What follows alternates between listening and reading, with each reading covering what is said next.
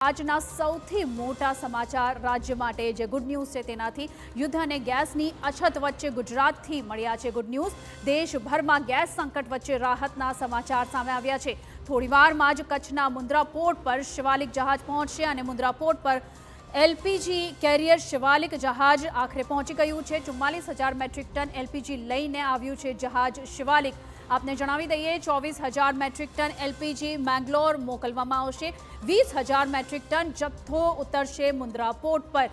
तो आ समग्र मामले जे छे अत्यारे सारा समाचार आवी रह्या छे। एक तरफ गैस संकट छे तो बीजी तरफ राज्यमां एक सारा समाचार पण सामे आवी रह्या छे। तो आपने जणावी दईए के अत्यारे तमाम जे चर्चा चाली रही छे एने लईने गुजरात माटे एक सारा समाचार सामे आव्या छे।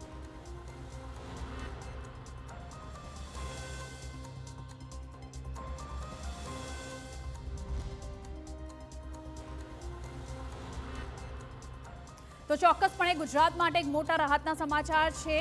अमारा संवाददाता जगदीश प्रजापति हाल पहुंची गया है ग्राउंड जीरो पर। जगदीश, जणावो कि अत्यारे आखरे जे तमाम ऑफिसर्स जे अधिकारीओ आ जहाजमां सवार हता त्यांथी तेमनो अनुभव केवो रह्यो छे? तमारी तमाम अधिकारीओ साथेनी केवी वातचीत थई छे अत्यार सुधी?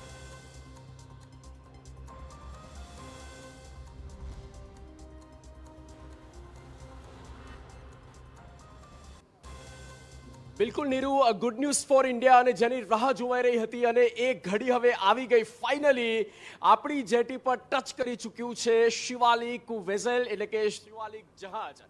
સ્ટ્રેટ ઓફ હોર્મુઝની ખાડી અને આ યુદ્ધની ખાડીમાં કઈ સ્થિતિ છે જુઓ।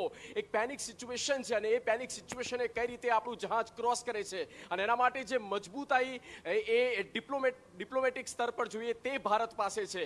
ભારતની જે ફોરેન મિનિસ્ટ્રી છે તે મજબૂત છે ને આજે વિશ્વ એ નજારો જોઈ રહ્યા છે અને આપણે સૌ કોઈ સાક્ષી બન્યા છીએ અને એ એલપીજીનો ગેસનો સપ્લાય નહીં ખૂટવા દઈએ જે સરકાર દ્વારા કહેવામાં આવ્યું હતું।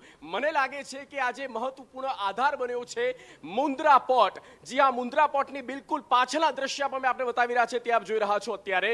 આ છે એ શિવાલિક પોર્ટ જેમાં આપને એ અશોક ચક્ર દેખાય છે, ભારતનો ધ્વજ અને આ ભારતનો ધ્વજ લહેરાતો જ્યારે સ્ટ્રેટ ઓફ હોર્મુઝની ખાડીમાંથી એ આ જહાજ ત્યાંથી નીકળે છે અને સુરક્ષિત જ્યારે આપણી જેટી પર પરત આવી જાય છે અને આ જ એક સૌથી મોટી એ ભારત માટેની જીત કહી શકાય નીરુ। અને ભારતના તમામે તમામ ભારતીયોને ગર્વ અપાવનારી આ એ બાબત કહી શકાય જ્યારે સ્ટ્રેટ ઓફ હોર્મુઝથી આ 45,000 મેટ્રિક ટન જથ્થો એ કતરથી લઈને સ્ટ્રેટ ઓફ હોર્મુઝના માધ્યમથી અહીંયા મુન્દ્રા પોર્ટ પર આવ્યો છે। અને હવે જુઓ શું થવાનું છે। નેક્સ્ટ જે પ્રોસેસ છે તે કંઈક આ પ્રકારની રહેવાની છે। આ 45,000 મેટ્રિક ટન જથ્થામાંથી 20,000 મેટ્રિક ટન જે જથ્થો છે તે આઈઓસીને આપવાનો છે વાયા અદાની પોર્ટ। એટલે કે હવે એ બે નોઝ નીકળશે। બે નોઝ જે છે અમે આપને બતાવી રહ્યા છીએ, આપ એ દ્રશ્યમાં પણ દેખી શકો છો। બે નોઝ પણ આપને દેખાશે અને એ જ્યારે કનેક્ટ થશે ને ત્યાંથી એ જે લિક્વિડ ફોર્મ છે એલપીજીનું અને એ પછી પ્રોસેસ થઈને તેનો ગેસ બનતો હોય છે અને એ લિક્વિડ ફોર્મ જ્યારે એ કનેક્ટ થશે આ નોઝ સાથે અને ત્યાર પછી એ અહીંયા જે 27,000 મેટ્રિક ટનના જે બે મોટા ટાંકા છે, બે મોટા ટેન્કર છે અને એમાં સપ્લાય જે છે એ જશે અને આ પ્રોસેસ માટે 24 કલાક લાગશે, એક દિવસ લાગશે અને આ એક દિવસનો સમય પૂરો થાય છે। 20,000 જેટલો જથ્થો નીકળ્યા પછી 22,000 મેટ્રિક ટન જથ્થાનું શું? તો જુઓ 22,000 મેટ્રિક ટનનો જે જથ્થો છે આ જ જહાજ, આ જ શિવાલિક એને લઈને આગળ જશે મેંગલોર, કેરાલા અને ત્યાં મેંગલોર પોર્ટ પર તેને ડિપ્લોય કરવામાં આવશે। પોર્ટ પર ત્યાં તે ખાલી થશે